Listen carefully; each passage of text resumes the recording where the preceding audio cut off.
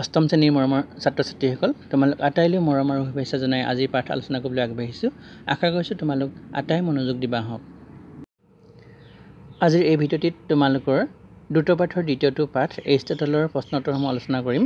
প্ৰথমটো প্ৰশ্ন হ'ল প্ৰাণী বিজ্ঞানৰ জনক কোন? উত্তৰ প্ৰাণী বিজ্ঞানৰ জনক হ'ল এৰিষ্টটল। 2 নম্বৰ প্ৰশ্ন এৰিষ্টটলে ক'ত জন্মগ্ৰহণ কৰিছিল? উত্তৰ খ্ৰীষ্টপূৰ্ব 384 চনত থাৰেছৰ উপকূলৱৰ্তী ষ্টাগিৰাছ নামৰ এক গ্ৰীক উপনিৱেশত এৰিষ্টটলে জন্মগ্ৰহণ কৰিছিল। নিশ্চয় মনত থাকিব।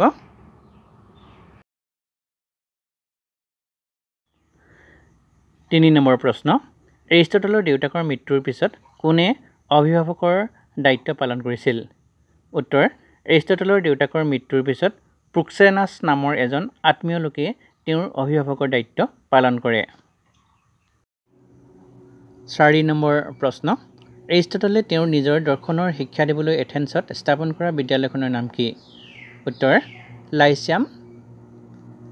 এৰিষ্টটলে তেওঁৰ নিজৰ দৰ্শনৰ শিক্ষা দিবলৈ এথেন্সত লাইচিয়াম নামেৰে এখন বিদ্যালয় স্থাপন কৰিছিল। 5 নম্বৰ প্ৰশ্ন এৰিষ্টটলৰ কেতিয়া মৃত্যু হৈছিল? উত্তৰ খ্ৰীষ্টপূৰ্ব 322 এৰিষ্টটলৰ মৃত্যু হৈছিল।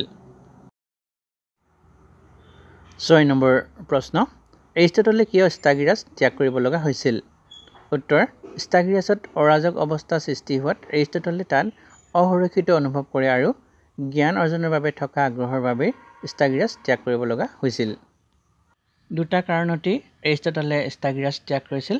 এটা হ'ল তেওঁ অসুৰক্ষিত অনুভৱ কৰিছিল আৰু দ্বিতীয়টো কাৰণ হ'ল তেওঁ জ্ঞান অৰ্জনৰ বাবে সেই ঠাই ত্যাগ কৰিব লগা হৈছিল, অৰ্থাৎ অন্য ঠাইলৈ তেওঁ জ্ঞান অৰ্জনৰ বাবে যাব লগা হৈছিল। এইবাৰ আলোচনা কৰিবলৈ আগবাঢ়িছোঁ 7 নম্বৰ প্ৰশ্নটি। 7 নম্বৰ প্ৰশ্নত সুধিছে শিক্ষা গ্ৰহণৰ পাছত এৰিষ্টটলে কি কামত ব্ৰতী হৈছিল?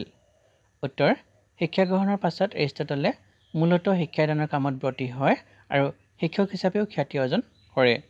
অৰ্থাৎ শিক্ষা গ্ৰহণৰ পাছত তেওঁ কি কাম কৰিছিল? শিক্ষা গ্ৰহণৰ পাছত তেওঁ মূলতঃ শিক্ষাদানৰ কামতে ব্ৰতী হৈছিল আৰু শিক্ষক হিচাপেও তেওঁ খ্যাতি অৰ্জন কৰিবৰ কাৰণে সক্ষম হৈছিল। অন্তিম তথা শেষৰ প্ৰশ্নটি হ'ল এৰিষ্টটলে নিজৰ দৰ্শনৰ শিক্ষা দিবলৈ স্থাপন কৰা বিদ্যালয়খনত তেওঁ আৰু কি কি কৰিছিল? উত্তৰ এৰিষ্টটলে তেওঁৰ নিজৰ দৰ্শনৰ শিক্ষা দিবলৈ এথেন্সত লাইচিয়াম নামেৰে এখন বিদ্যালয় স্থাপন কৰিছিল। তেওঁ তাতেই এখন গ্ৰন্থাগাৰো স্থাপন কৰিছিল আৰু পেপিৰাছ স্কুলত যথেষ্ট সংখ্যক গ্ৰন্থ ৰচনা কৰিছিল। দিনত তেওঁ ঘনিষ্ঠ ছাত্ৰসকলৰ আগত বক্তৃতা দিছিল আৰু ৰাতি এথেন্সৰ সাধাৰণ জ্ঞান পিপাসু লোকসকলৰ উদ্দেশ্যেও ভাষণ দিছিল। সপ্তম শ্ৰেণীৰ মৰমৰ ছাত্ৰ ছাত্ৰীসকল তোমালোকে আটাই মনোযোগ দিবা। আজিৰ পাঠটি ইমানতে সামৰিছোঁ। নতুন এটি পাঠৰ জৰিয়তে তোমালোকক লগ পাম।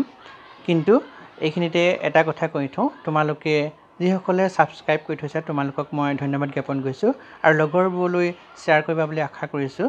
তোমালোকে নিজে এই প্ৰশ্ন উত্তৰসমূহ চোৱাৰ উপৰিও লগৰবোৰকো যাতে চোৱাৰ সুবিধা কৰি দিয়া তাৰে মই আশা ৰাখিছোঁ আৰু সকলোকে ভিডিঅ'টি চোৱাৰ বাবে ধন্যবাদ জ্ঞাপন কৰি পুনৰ নতুন ভিডিঅ' এটিৰ জৰিয়তে লগ পোৱাৰ প্ৰতিশ্ৰুতিৰে আজিৰ ভিডিঅ'টি ইমানতে সামৰিছোঁ।